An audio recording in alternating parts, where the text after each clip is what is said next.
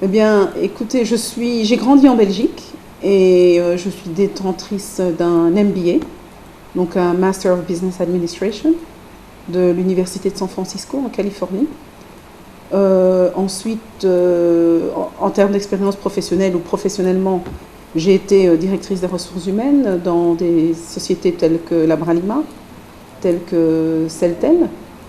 J'ai ensuite ouvert mon cabinet de ressources humaines qui s'appelle Ybox.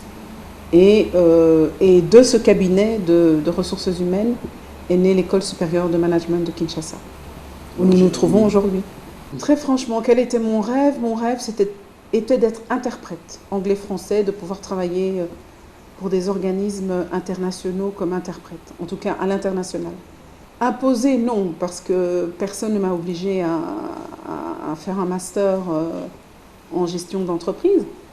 Mais lorsque j'ai parcouru les contenus des cours, etc., donc ça m'a beaucoup intéressée parce que ça ouvrait à beaucoup de possibilités en termes de carrière.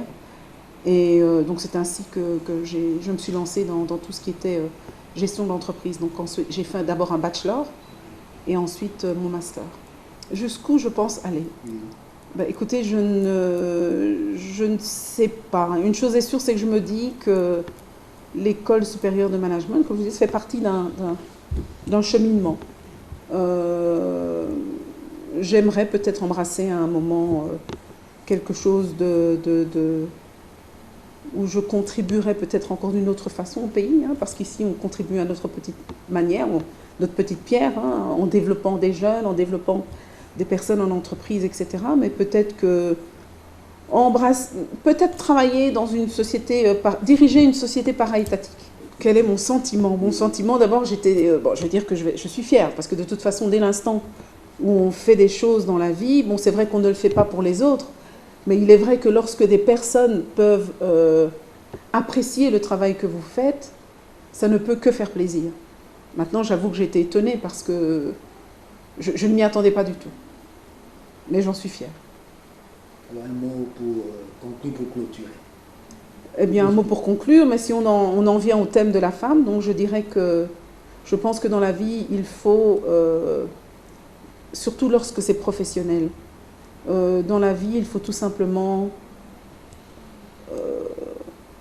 regarder les valeurs humaines, les compétences qu'une personne a, plutôt que de regarder si c'est un homme, si c'est une femme, et de commencer à juger ou à jauger à cause de cela.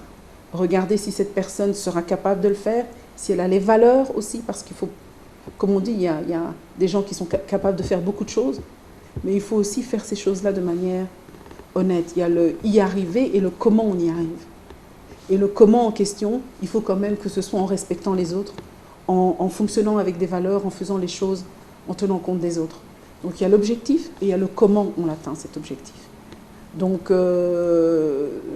ce que moi je veux dire tout simplement, c'est que ne regardons pas si c'est un homme, si c'est une femme, regardons si cette personne est capable de faire le travail ou la mission qu'on lui a assignée, que ce soit dans le travail ou en dehors du travail. Je pense que c'est ça qui est important.